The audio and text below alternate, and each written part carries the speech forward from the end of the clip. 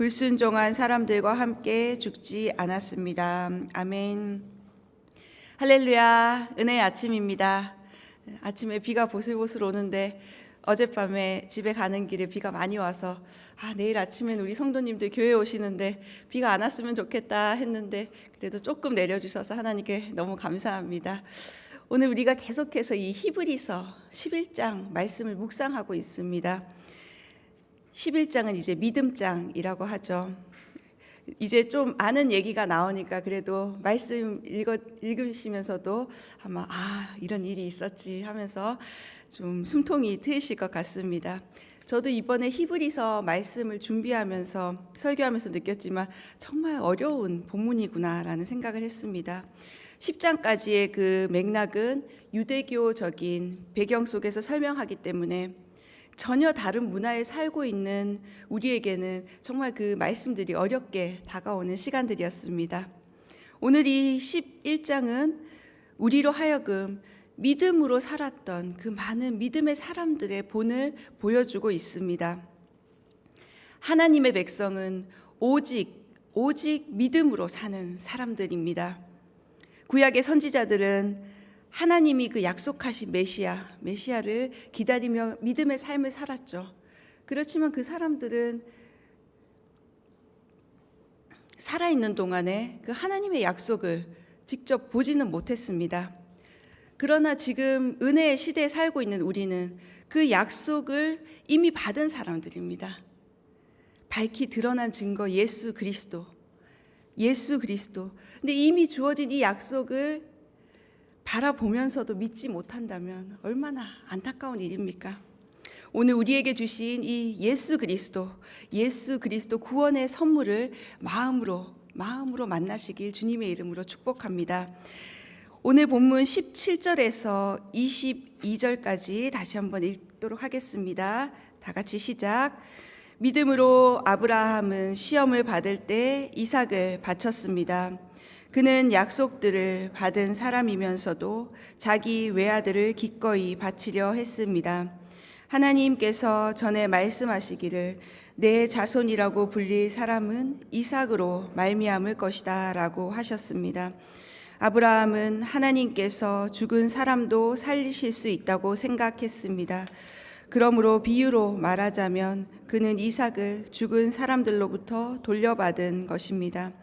믿음으로 이삭은 장래 일을 두고 야곱과 에서를 축복했습니다. 믿음으로 야곱은 죽을 때 요셉의 아들들을 각각 축복했으며 자기 지팡이 머리에 몸을 기대며 하나님께 경배했습니다. 믿음으로 요셉은 죽을 때 이스라엘 자손이 이집트에서 떠날 것에 대해 말했고 자기의 뼈에 대해 지시했습니다. 아멘. 아브라함은 믿음의 조상으로 이제 우리에게 기억되고 있습니다. 그러나 이 아브라함이 처음부터 믿음의 사람이기 때문에 하나님이 구원하신 것은 아니라는 사실입니다. 그는 우상 숭배 땅에 살았습니다. 심지어 그 아버지 데라는 우상을 만드는 사람이었습니다. 그런데 그는 무엇을 믿고 이 믿음의 길을 나선 것일까요? 믿음의 조상이라 불리는 이 아브라함에 대해서 우리는 한번 생각해 볼 필요가 있습니다. 구원은 우리의 어떠함으로 주어지는 것이 아닙니다. 우상 숭배로 가득한 그 땅에서 아브라함을 구별하여 부르신 하나님. 구원은 오직 하나님의 섭리라는 것입니다. 부름에 응답하는 사람만이 이 믿음의 길을 걷게 되는 것입니다. 예수님을 영접한 사람들, 우리들에게는 믿음이 선물로 주어지는 것입니다. 그래서 믿음은 어느 순간, 여러분들도 아마 그렇게 경험하셨겠지만 어느 순간 믿어지게 되는 겁니다. 믿음은 하나님께서 우리에게 주시는 선물이라는 사실입니다. 아브라함이 뭔가 특별해서 또 성실하게 일해서 부자였기 때문에, 그렇기 때문에 아브라함을 선택하신 것이 아니라 아브라함이 그 하나님의 부름에 순종했기 때문에 하나님은 그 믿음을 귀하게 보신 것입니다. 아브라함이 이제 자식이 한 명도 없는데 내 자손이 별과 같이 또 바다의 모래와 같이 많게 될 것이라는 그 약속을 받았습니다. 때로 하나님께서 우리에게 주시는 그 약속은 우리 눈에 보이지 않습니다. 그러나 의심하지 마십시오. 오늘 아침에 비가 와서 태양이 안 보였지만 태양이 사라진 것이 아닙니다. 늘 그곳에 존재하듯이 우리를 향한 하나님의 사랑과 계획은 결코 변함없이 지금도 유효하다는 사실입니다. 이삭은 이제 아브라함이 100세에 낳은 자식입니다. 얼마나 애지중지했겠습니까? 100세의 아들을 낳았으니. 근데 하나님께서 느닷없이 이 하나뿐인 아들을 갑자기 바치라고 합니다. 근데 하나님께서는 이 아브라함에게 명령을 하시고 아브라함이 어떻게 반응하느냐를 보셨을 거예요. 근데 아브라함은 그 명령에 한치의 주저도 없이 바로 이른 아침에 이삭을 데리고 모리아 산으로 향합니다. 하나님의 명령에 바로 순종했던 것이죠. 그의 삶의 여정에서 이제 하나님의 말씀에 순종할 수 있는 그 영적 힘이 생긴 것입니다. 약속의 자녀 이삭을 기다리지 못해서 첩의 자식을 낳고 말았지만 이제는 그 하나님께서 내 인생을 진짜 책임지시는구나, 그 믿음이 생겼기 때문에 순종할 수 있는 힘이 아브라함에게 생긴 것입니다. 오늘 이 본문을 볼 때 아브라함, 그리고 이삭, 야곱, 요셉, 그 순종의 계보들이 나오죠. 아브라함 한 사람의 순종이 이제 가문의 순종으로 이어지는 것을 우리는 볼 수 있습니다. 오늘 여러분의 순종의 결단으로 여러분의 가문에 그 순종의 복이 임하고 여러분의 그 믿음의 한 걸음으로 인해서 여러분의 가문이 복의 근원이 되리라 주님의 이름으로 축복합니다. 이 사람들은 그 죽을 때에도 그 믿음을 놓지 않았습니다. 그것은 하나님은 영원히 살아계시고 반드시 다시 살게 하시는 부활의 하나님임을 믿었다는 것입니다. 이제 요셉은 여러분들 다 아시는 그 인물이죠. 믿음의 사람이었습니다. 근데 이집트에서 요셉이 임종할 당시에 이스라엘 자손이 애굽을 떠날지도 어떨지도 몰랐죠. 그때까지만 해도. 근데 요셉은 이스라엘 자손들에게 이 땅을 떠날 때 내 뼈를 가지고 떠나라고 유언을 했습니다. 이렇게 하나님이 세우신 믿음의 가문은 광야 같은 세상 가운데서도 어려운 일을 당할지라도 반드시 하나님께서 약속의 땅으로 인도하신다는 사실입니다. 죽음의 순간에 우리가 바라보아야 할 것이 무엇입니까? 그것은 바로 지금은 보이지 않지만 하나님 나라에 대한 소망.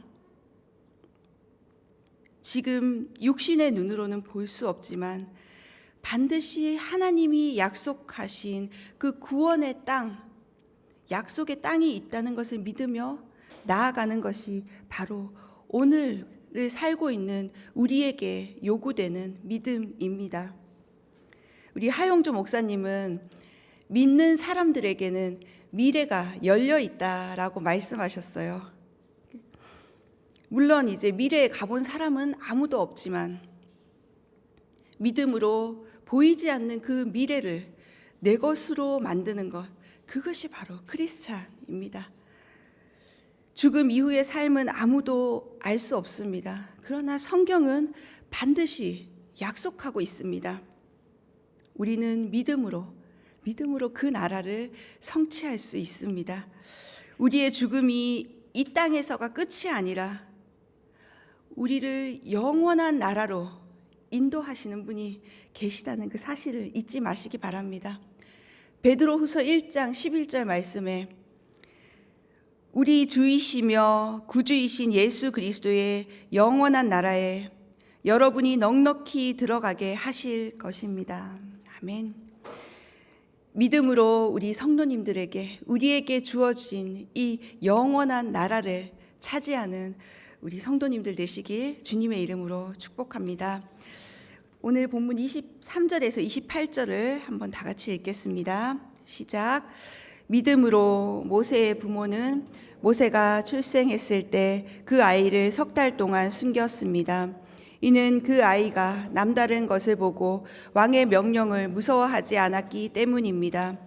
믿음으로 모세는 다 자란 후에 바로의 딸의 아들이라 불리는 것을 거부했습니다. 그는 잠시 죄의 쾌락을 즐기는 것보다 오히려 하나님의 백성과 함께 고난받기를 더 좋아했습니다. 그는 그리스도를 위해 당하는 수모를 이집트의 보화보다 더 가치 있는 것으로 여겼습니다. 이는 그가 상을 바라보았기 때문입니다. 믿음으로 모세는 왕의 진노를 두려워하지 않고 이집트를 떠났습니다. 그는 보이지 않는 분을 보는 것 같이 여기고 인내했습니다. 믿음으로 그는 유월절과 피 뿌리는 의식을 행해 처음 난 것들을 죽이는 자가 그들을 해치지 못하도록 했습니다. 아멘. 여러분, 이제 모세의 이야기를 잘 아실 텐데요. 유대인의 관점으로 봤을 때 모세의 인생에서 가장 중요한 사건은 그 시내산에서 하나님의 율법, 유대인들이 가장 중요하게 여기는 토라를 받는 그 십계명을 받는 사건이었을 것입니다. 그런데 오늘 이 히브리서 저자는 모세가 애굽에서 나와서 하나님의 백성과 더불어 약속의 땅에 들어가기를 사모했다라는 그 부분을 강조하고 있습니다. 이것은 지금도 이 믿음의 갈림길에 선 우리 크리스찬들에게 소망을 주는 말씀입니다. 보이는 것과 보이지 않는 것 사이에 우리는 과연 무엇을 선택할 것인가? 한번 생각해 볼 수 있길 바랍니다. 고린도 후서 4장 18절 말씀에도 우리가 주목하는 것은 보이는 것들이 아니라 보이지 않는 것들입니다.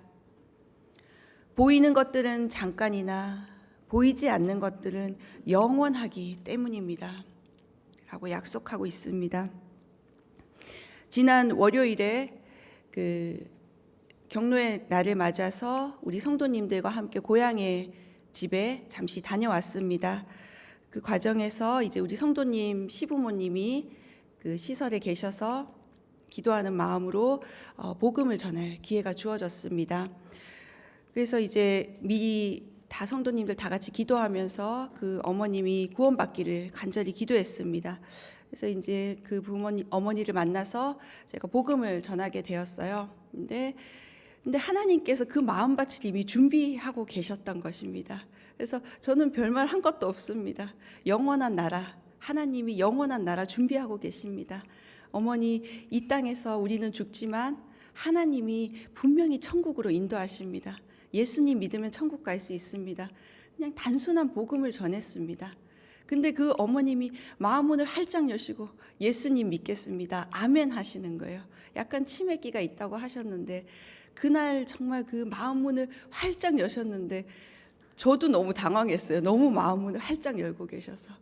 근데 이 구원은 우리 인간의 마음 안에 영원을 사모하는 그 마음을 하나님은 다 주셨다는 거예요. 그 어머님은 이제 남은 여생이 얼마 남지 않았지만 보이지 않는 그 영원한 나라를 취하신 거예요. 그게 바로 구원의 사건입니다. 오늘 이 모세는 이 땅에서 눈에 보이는 왕 파라오를 두려워하지 않았습니다. 모세는 눈에 보이지 않지만 유월절 어린 양의 피로 그 유대 민족을 구원하신 살아계신 하나님을 바라보았던 것입니다. 그 하나님을 바라보고 끝까지 인내한 것입니다. 히브리서가 이제 쓰여질 당시에 로마는 유대를 이제 지배하고 있었죠. 로마의 핍박 아래 있었습니다. 그래서 로마의 황제는 절대의 권력자였고 로마 황제 숭배를 하도록 모든 사람에게 강요했습니다. 그때 이제 유일신을 믿는 유대인들이 당하는 고통은 얼마나 컸을지 그 박해는 상상을 초월합니다. 이제 로마에 가면 콜로세움이라는 원형 경기장이 있는데 그 2000년 전에 지어진 건물이 아직도 그 위엄을 자랑합니다. 5만 명 이상 수용하는 경기장인데 이 아름답고 웅장한 경기장이 처참한 비극의 장소로 사용되었다는 사실입니다. 죄 없는 그리스도인들이 산채로 짐승의 밥이 되게 한 곳입니다. 보이지 않는 나라를 향한 그 믿음을 결코 포기하지 않았던 그 수많은 순교자들의 피가 이 경기장에 뿌려진 것입니다.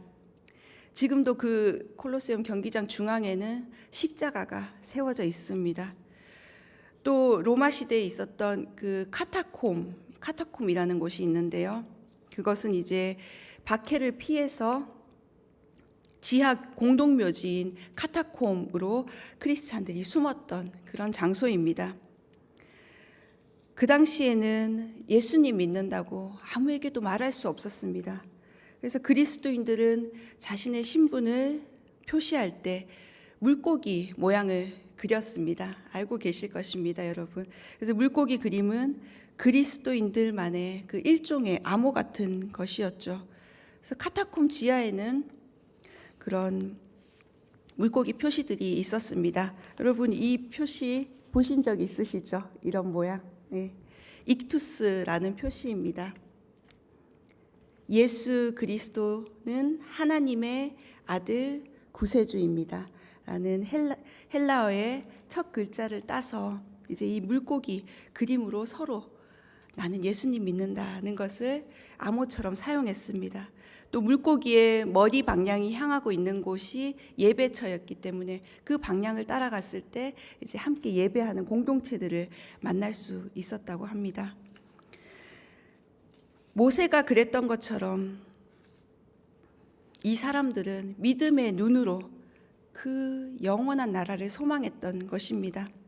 300년이 넘는 긴 시간 동안 로마의 박해에도 불구하고 믿음을 잃지 않고 보이지 않는 것을 믿음으로 바라본 사람들, 그 사람들은 영원할 것 같았던 그 로마 제국을 영적으로 이제 정복하게 되었습니다. 여러분은 지금 무엇을 바라보고 계십니까? 내가 사는 이 땅의 삶의 문제가 너무 커서 혹시 하나님의 나라를 잊어버리고 있지는 않습니까? 애굽에서의 삶이 더 편하고 안락해서 여전히 그 편한 삶을 선택하여 그곳에 머무르고 있지는 않습니까?